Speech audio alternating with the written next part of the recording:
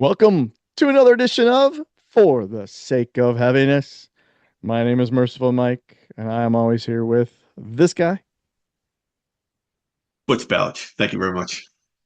All right, today we're going to go back. We're going to do some rankings today, and we were thinking We're going to rank your mama. we're going to rank your It's a late mama. Mother's Day present. Rank it all your mamas. Tens. They're all tens, man. Yeah. We're going to rank the first 5 classic albums from the 1, 2, mighty 3, 4, 5. from W.A.S.P. I like W.A.S.P. I like W.A.S.P. a lot. We are sometimes people. Yes, we are sometimes people. We are somewhat pleasant. We always say prayers. Yeah. We always save our P's. Yeah. That's P-E-A-S and P-E-E-S. There's So a double one. yeah. So undoubtedly, those first 5 are considered classic, and Blackie himself went back and did a tour dedicated to those first 5. So I think it's high time that we do a little W.A.S.P. ranking. I don't think we've really discussed W.A.S.P. a whole lot on the channel, so it's I guess it's about time. I don't remember any Yeah. I W.A.S.P. don't know. discussions. We might have Did we? talked about them a little bit. I don't know. We're getting old, so The memory's bad, yeah. except for my memories of the W.A.S.P. albums. That's All right. right. But it is like the old Joe Cocker song, High Time We Ranked. Yes. Okay. Well, on that note, I'll let you go first with your number 5. Okay.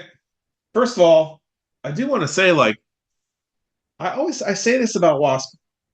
Um, there's very few bands I mean, it's not like if I did like a compendium, if I made a listing of all my favorite bands of all time, I mean, Wasp definitely has a couple records that are in I'm not going to spoiler alert anything right now, but Yeah. um, Wasp was a band that was important to me Sure.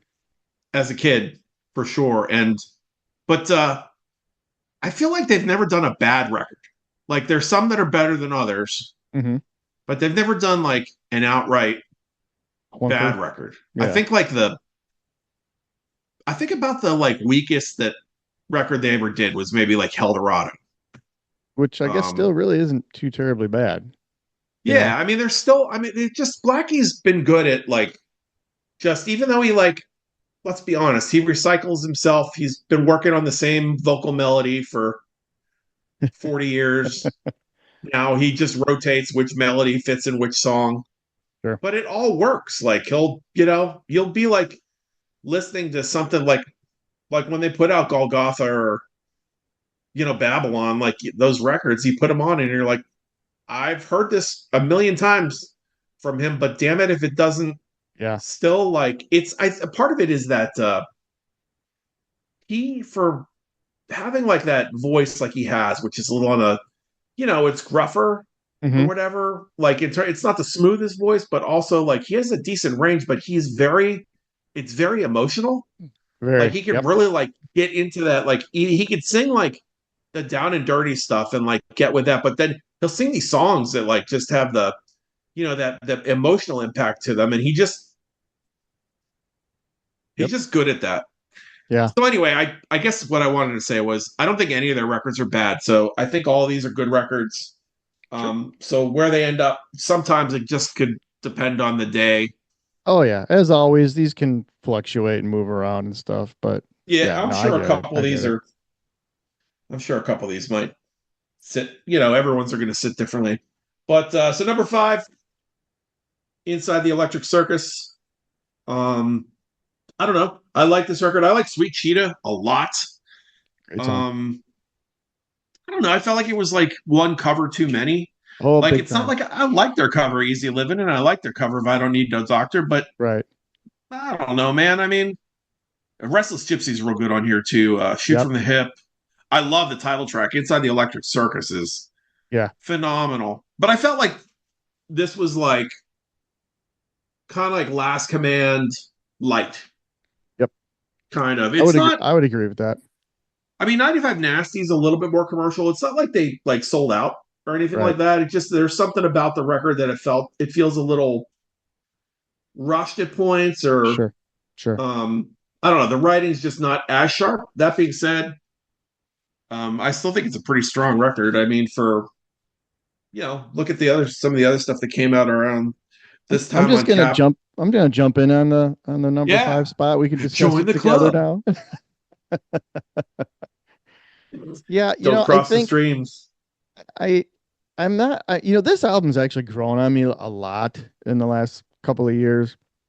And I kind of grabbed this one a little more frequently than I used to. But yeah, the covers I kind of always felt were a bit of a cop out, especially because there was two. I mean, one I'll give you, two. I was like, what are we doing here? Yeah, it kind of But screams like we don't have a lot of ideas, or we want to get yeah, back out on the road. So exactly. Yeah, a little bit on the lazy side, maybe. I don't know. yeah, But I always thought that this was kind of an oddball record, for the time too. I don't know if we've talked about this before, but do you remember Z Rock? I know a lot of people remember Z Rock.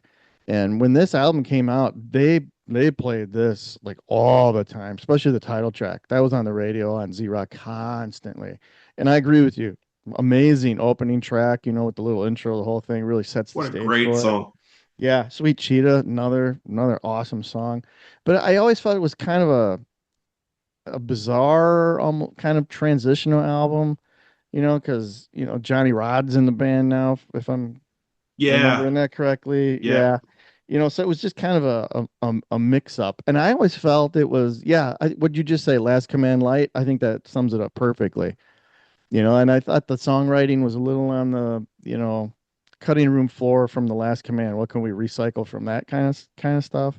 yeah, But I guess for the time it worked. There seemed to be a lot of hype behind that album at the for time of the sure. release. So, but Yeah, yeah. I think it just feels like a record that I think the band was cognizant of the fact that they were if they were going to break, it was going to be by playing live, and the way to do that was to like keep on the road, and they like kind of built their own hype. I mean, I think they were playing theaters by this point. They kind of rode Hmm. the two previous gold records um into this one, and kind of like act, I think a lot of bands were able to get away with that back then. Like you kind of Yeah. like act the part, like you act the headliner, Right. rather than go out and just open again for Kiss or open again for Right.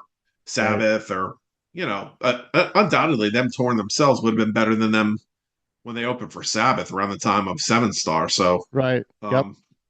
um, but yeah, I mean it's a cool record. It definitely smacks of let's get it out there, keep the momentum going, and get on the Right. road again and Yep. keep pushing this. I agree. I agree. So yeah, that was number five Yep. for both of us. For both of us. All right. What do you got for four? For number four, I'm going with the Crimson Idol. Um, you know, depending on the day, well, I mean, it probably would never creep up into my top three, but it's still like the way I feel about the record Right. fluctuates when I listen to it. There's sometimes I listen to it, I'm like, it's pretty good, and sometimes I'm like, man, that sounds really good today. Like it's refreshing to put it on. Well, Um, we'll just do the group discussion. yeah, here we go. I'm there with you. Go ahead. Keep on going, Butch. What do you I got just on feel that one? like by this point, the Headless Children was kind of like the segue into Yeah. this record. By this Yep. time, now Blackie's into full um, storytelling mode, Hmm. um, concept record. See, people, trust me, when you get to 55, if you start before that, when you get to 50, 45, if you forget things and you reach for words, it's normal, man. I'm telling you, let's normalize forgetting things. The fact that I couldn't think of the word concept album, the fact that I called a phrase a word is a problem, but it happens. Anyway, don't judge me That's too harshly. Some of you will be old one day too, if you're you'll not you'll already. you'll be in the 55 club with us. So this is like full concept album mode, and like he gets a little frou-frou on here.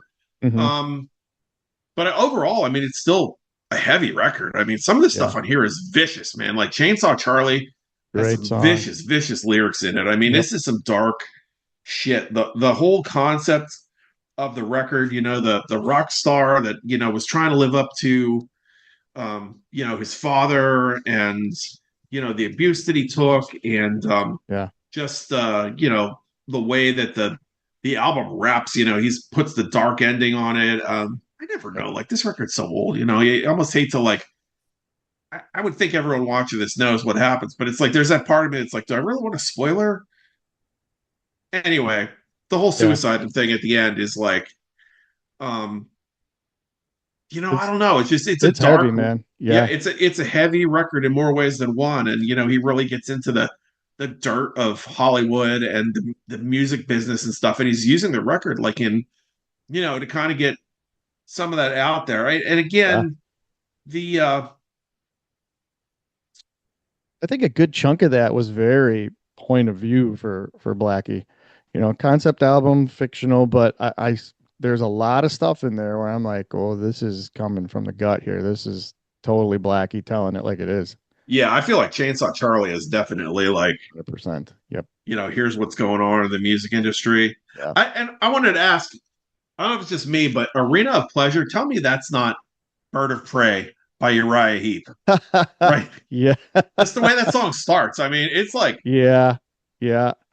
it's great. That's one of my favorite songs on this record. I mean, man, I love the overture into the Invisible Boy is great. Arena of Pleasure, Chainsaw Great. Charlie. The riffs on Um, Chainsaw Charlie.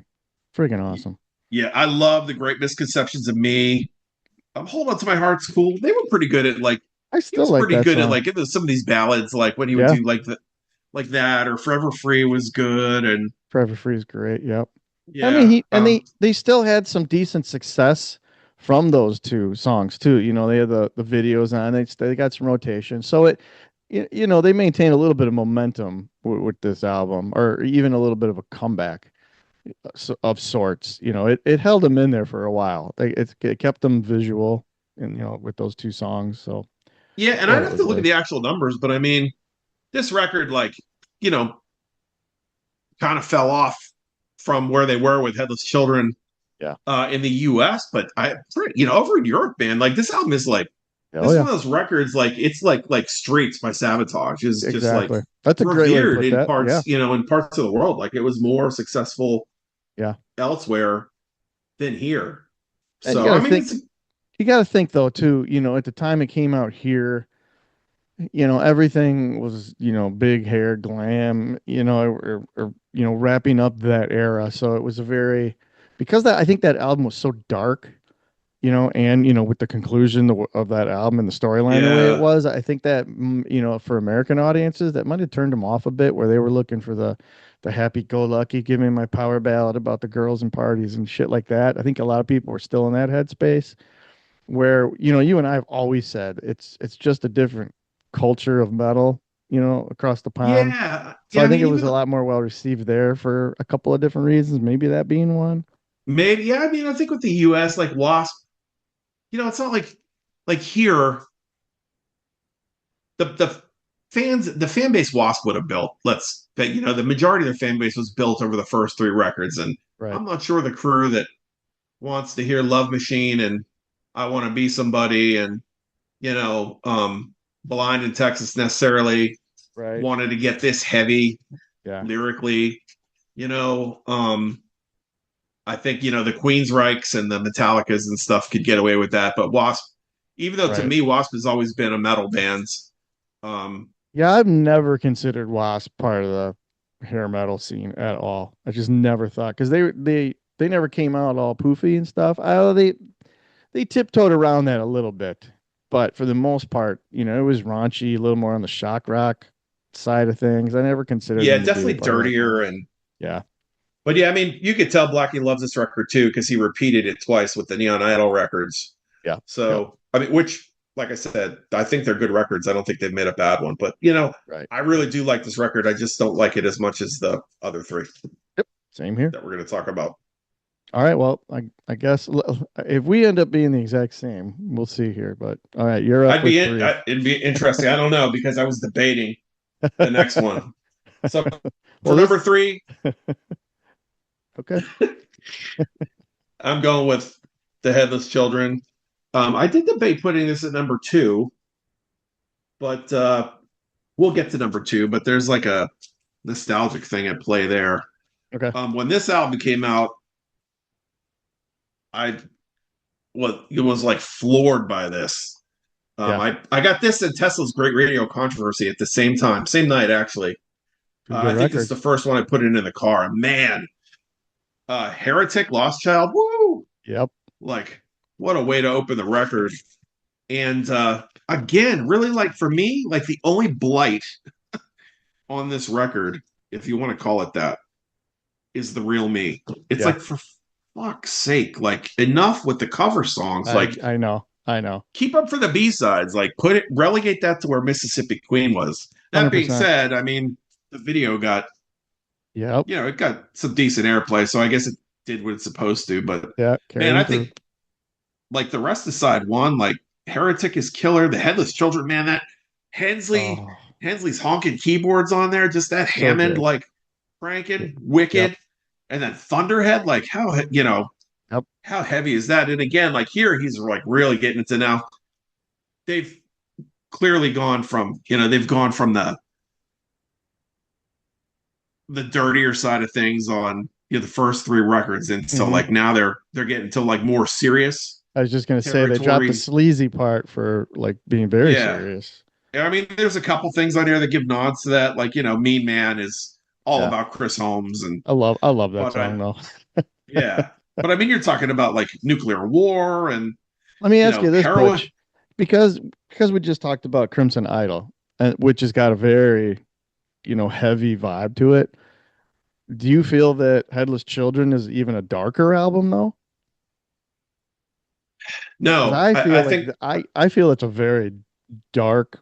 I know I use this word a lot, but that's one of the most cerebral W.A.S.P albums that there is, especially because of what you were just saying. The subject matter that Blackie is composing songs about is pretty damn heavy, which gives this that dark kind of grayish cloud over the whole thing for me.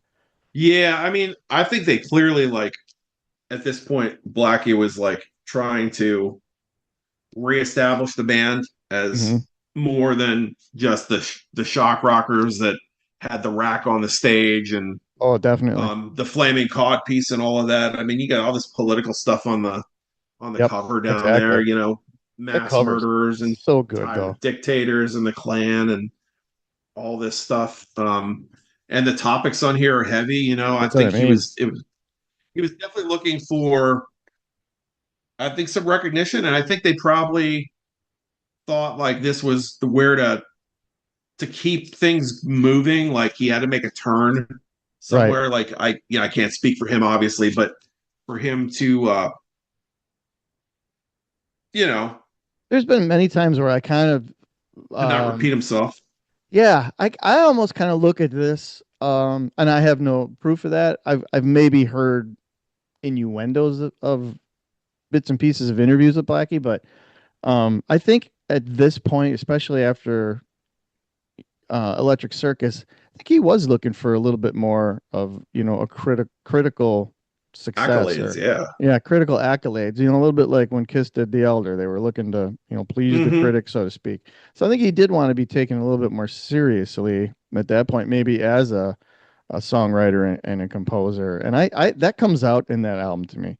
That album just it speaks to me a lot. And we should talk about Frankie Banelli too, playing the drums and stuff on there. And I know Tremendous. a couple of live show. I don't know if he made it all the way through, like all the live shows that they might have done for that tour. I have an old bootleg of him playing live with them, and man, I mean, what can you say that's not good about Frankie Banelli? But yeah, I think it's a tremendous album. I've always enjoyed the hell out of that. But this is where you and I part ways because that's not my number three. And I was very close to flip flopping, and you said the golden word of nostalgia, but I'm going to keep it at number three. So I didn't mean to get ahead of you there, Butch, if we're still discussing that, but my my number three is Last Command. Um, and I remember just playing the living shit out of this. Coming off that first album and then Yeah. this, I was like, oh yeah. I mean, come on, Wild Child. Does it get much better than that? You just sing along and pump your fists. I But think Wild Child is the best song they ever did. I am almost there with you. Yeah. That would be very, very hard to argue, but this is just full of catchy, good crunchy metal sing along. I mean, all of them. Ball Crusher, Fistful of Diamonds, Jack Action. I love Widowmaker. I think that's one of my favorites too. That's amazing. Yep. Blind in Texas is great. The title track is fantastic. Even even as dumb as it is, Sex Drive is pretty funny too.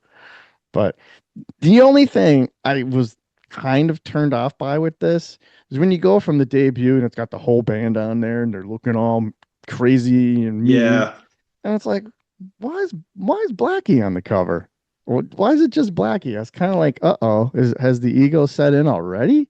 Yeah, I yeah, it just did. I didn't get it, but that would have been a badass front cover if you ask me. I would have gone with that, but I'm not Blackie Lawless, but yeah, I loved it. I loved this album. I still do. But yeah, I got one a little bit or two ahead of this one. So love love this album. Yeah. Well, we could just keep talking about that one. Yes, sir. That's my number two. Yes, sir. Um, and like, yeah, like I said, there was a nostalgia thing. Part of me wanted to say Headless Children because there's parts of that album I definitely appreciate more than this, but it's the whole like it's the by the time that I knew who Wasp was and got into them, the album, the first record and Fuck Like a Beast had already been out. Hmm. So this was the first one that I was already a fan and I was waiting Right. in the stores, and I got when it came out. I also think, man, I mean, you want to talk about covers, like why wasn't this the album cover? How about it? That too. That too. And it That's was part of the awesome. stage show. I mean, I didn't get to see that. I'm bummed that when they opened for, Kiss and Sabbath and stuff, they had the heads on the pikes Yeah. behind them. I think that would have been cool to see. But I think this would have been a better.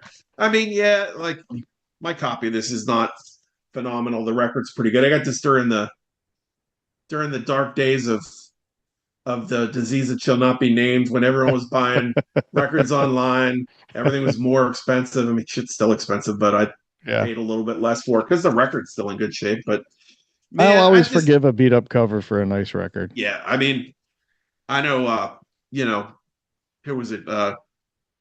John Byrne, one of the auctioneers he used to buy records from, used to say, you don't listen to the cover. So, Yeah. Good um, point. and, you know, um, Blind in Texas is fun. Cries of the Night, I think, is great. Yep. Last Command's cool. Running Wild in the Streets and Sex Drive, I could give or take. I mean, they're good, Yeah. but I'm like you, man. I listen like to this like crazy. Like It was on repeat Widowmaker's constantly. phenomenal. Yeah. Such a Wild good Child, song. I already said Wild Child. I think is like my favorite Wasp song. I do think this album has a little case of I don't know. It's not, it's definitely different from the debut because there's a little bit more rock and roll to it. It's not as Hmm. like overtly metal, but there's a couple things on here. It's kind of like, Sex Drive is like the watered down Yeah. Fuck Like a Beast, and Blind in Texas is kind of like a, you know, um BAD kind of Yep. thing. Like, I always thought but that too. I always thought there was a real similar like flow to the track list. Like, I want to be somebody, Wild Child, yeah. raging openers, and then like Widowmaker is a total sister song to Sleeping in the Fire. Oh, And then you totally. flip it over, or okay, maybe not flip it over. I'm thinking back to the cassette days, but like Blind in Texas is sort of like the sister song to School Days. You know what I mean? It Yeah. had a very similar pattern the way it went, but it worked and I loved it. Yeah. I mean, I would have loved to see them. I didn't get to see Wasp until the KFD tour. That was a So vicious tour. That which was a is a bummer. vicious Like, stage show, man. Holy crap. yeah, That it was was pretty brutal. that was It was wild, man. they were really good. Yeah, But yeah, I still like this record a lot. And on any given day, Headless Children might bump it, but I was feeling like kind of nostalgic for being a kid, and sure. 1985, like it probably was still one of the better Yeah. heavy rock records that came out at that time. So Yep. Yep. number two. All right. Well, I guess the 2, 3 spots the only place that you and I are going to end up differing. But I did take Headless Children to my number 2 spot for a lot of the reasons I just mentioned when you brought it up. I do. I think there's just this really brooding, dark vibe over this album. And whether it was for, Blackie's choice of going for critical acclaim and it changed up the vibe from, metal and rock and roll to, serious issues affecting us and, stuff like that. But yeah, I mean, that cover, if you go through there, that's like an evil version of Sergeant Pepper right there, man. There's Yeah, some there's seriously. some It's there's some exactly what that is. there's some crazy stuff going on there. But yeah, I mean, overall, aside from the cover, obviously, this is just a pounder of an album. I just there's nothing I don't like about this. Mean Man, I still love that song. Forever That's Free, such still so fun, good. man. Mean Man is so much fun. Yeah, the Headless Children though, that title track is so good, and that little ascending bridge, in between there before the solo. It's man, it just gets me every time. So yeah, for all the reasons you and I already discussed, this is my number 2. Should we just Nice. discuss number 1 together? Yeah. Oh, I want to show this real quick too. Yeah, go Um, for it. Oh, you I got the think I Blackie got this. Cyclist? Yeah, I don't know if I got this the same time as the other one, but I did. This is another pickup during online auction days, Yeah, which is fun because this has Savage on the flip. yeah, And look at that cover art is funny. that's I awesome. mean, I love back it. in the day when they put out the 12-inch singles, and I didn't get nearly enough of them. Like now, I wish I had a lot of them. Again, I've only got a few. Like I bought this one. I bought Saxon Sailing to America because I love the cover art with the snake. And That's Tony but Dio's job. He's got every single yeah, known to he man. loves that. Yeah, yeah. You all got everyone out there. You got to check out Tony Dio's channel. Metal Emporium, man. The Metal Emporium. Then he'll like name a band. Like if he likes the band, he's got everything. Like he'll Yes. get down to the singles and all the 12 inches, different versions and stuff. So yeah, definitely check that out. Yep. But Plus, yeah, this is Tony's a fun. good I mean, dude. this is fun. So I meant to bring that up earlier, but yeah, I mean, obviously our number one. Yep. How could it not be?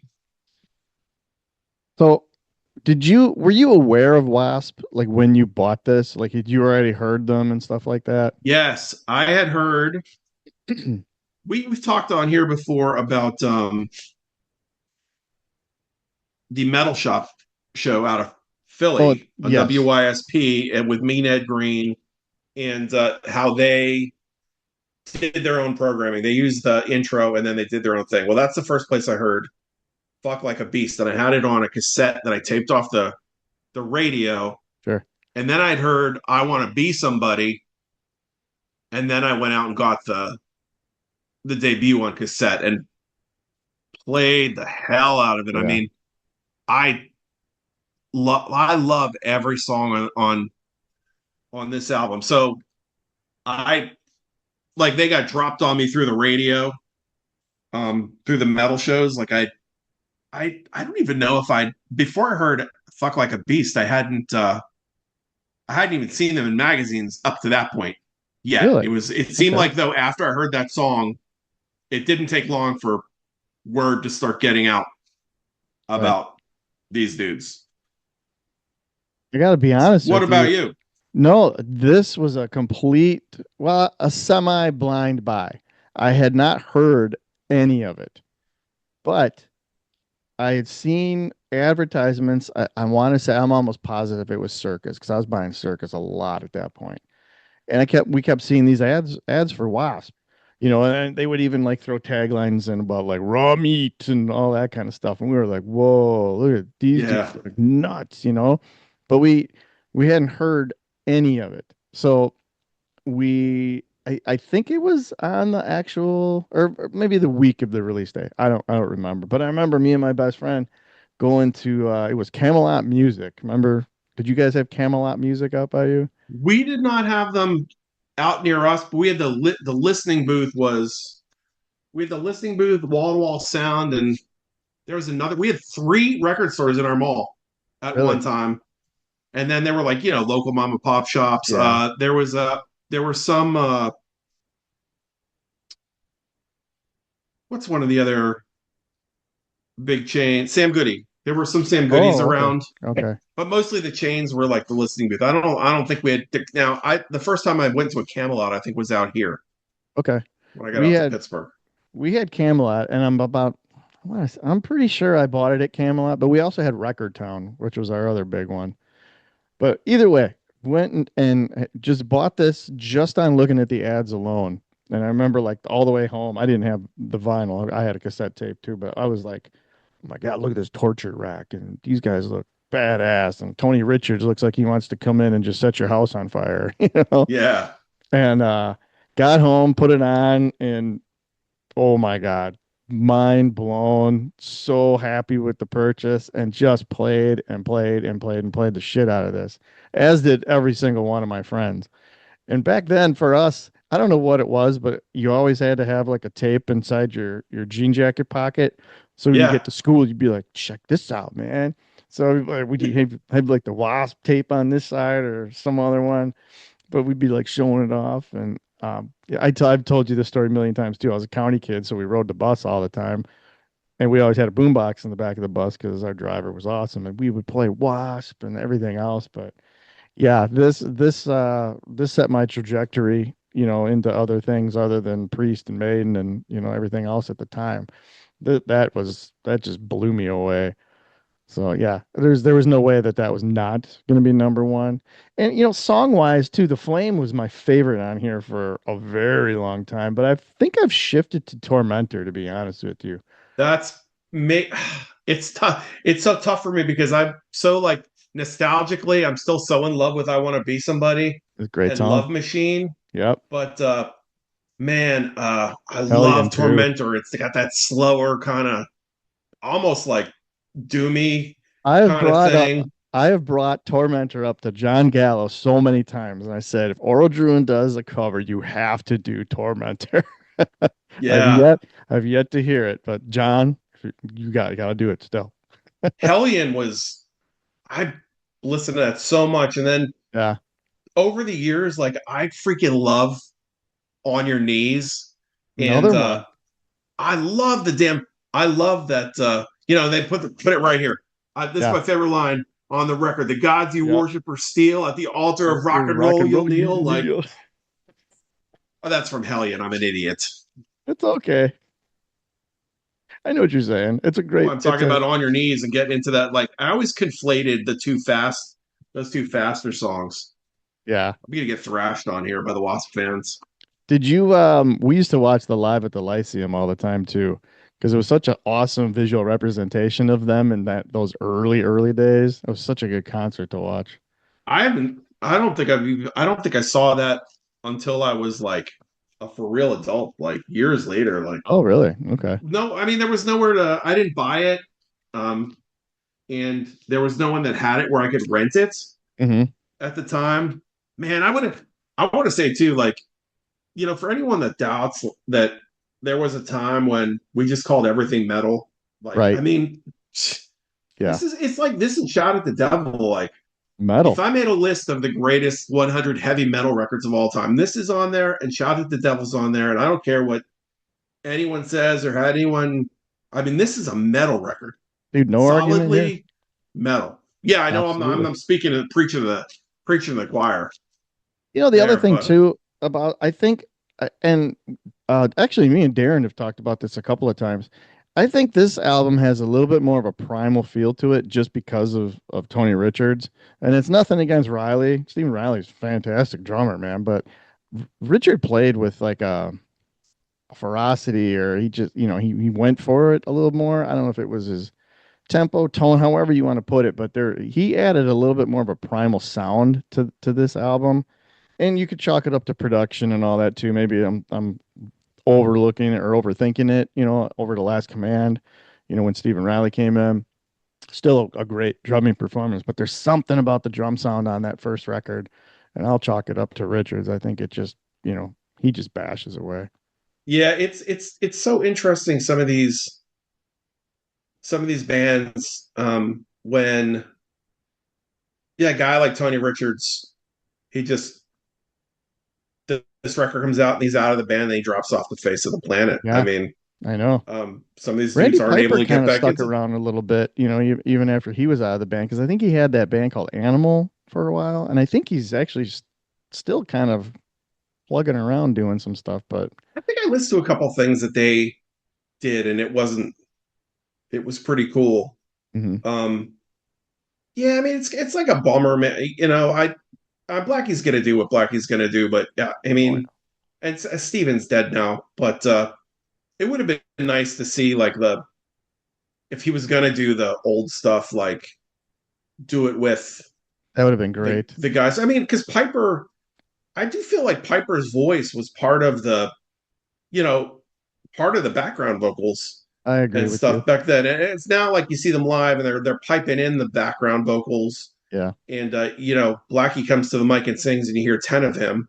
yeah, And I've no doubt he's still singing most everything, most of his parts live.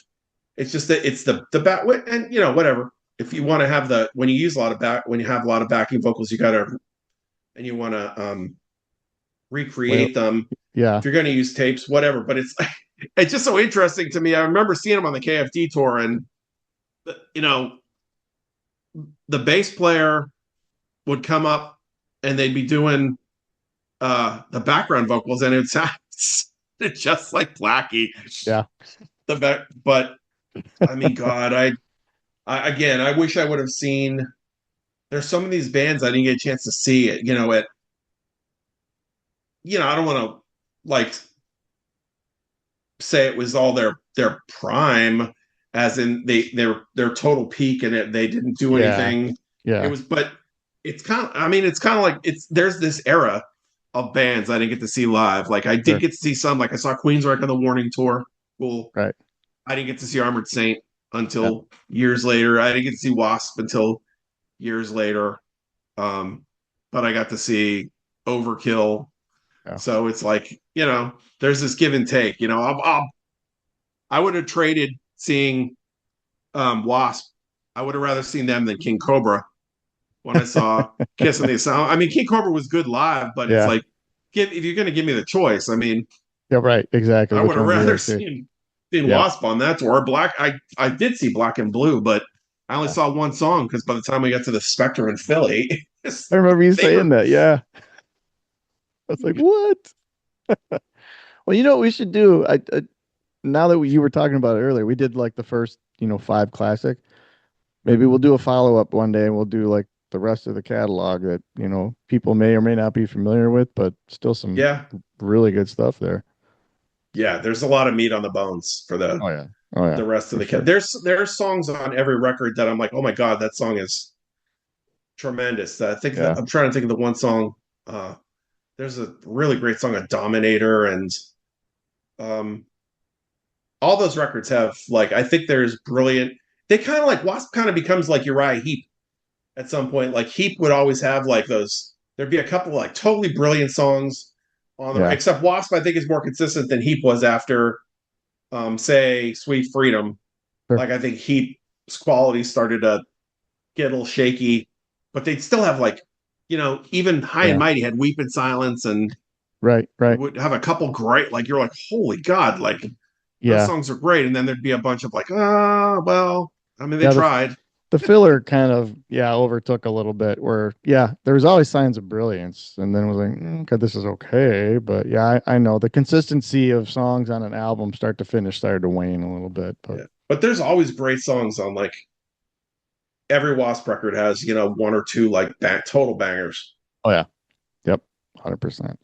So So all right, there you have it, guys. We just ranked the first five Wasp albums, the classic five. How do you rank them? We would love to see it. Put your rankings of the first five Wasp albums down in those comments so we can check them out. Give us your reasons too. We want to know do it. why'd you put them like that? Damn it. Why? Why? Why'd you do that? You can't put that at number five. You can't put the debut down there. What are you thinking? Anyway, if you're What's wrong enjoying with for this, you? They're all going to laugh at you. you're Going to not get our metal. video pulled for that. They're bullying me. If you're enjoying for the sake of heaviness, please hit that like button, hit that subscribe button, Hit hit the the bell bell, hit that bell. so you never miss another episode. You Ever. dirty birdies. We're gonna be in your head for the rest of your life. So, all right. We appreciate you. We appreciate all our subscribers. Spread the word. Don't be a turd. And we'll see you again on the next episode of for For the the sake of heaviness. for the sake of having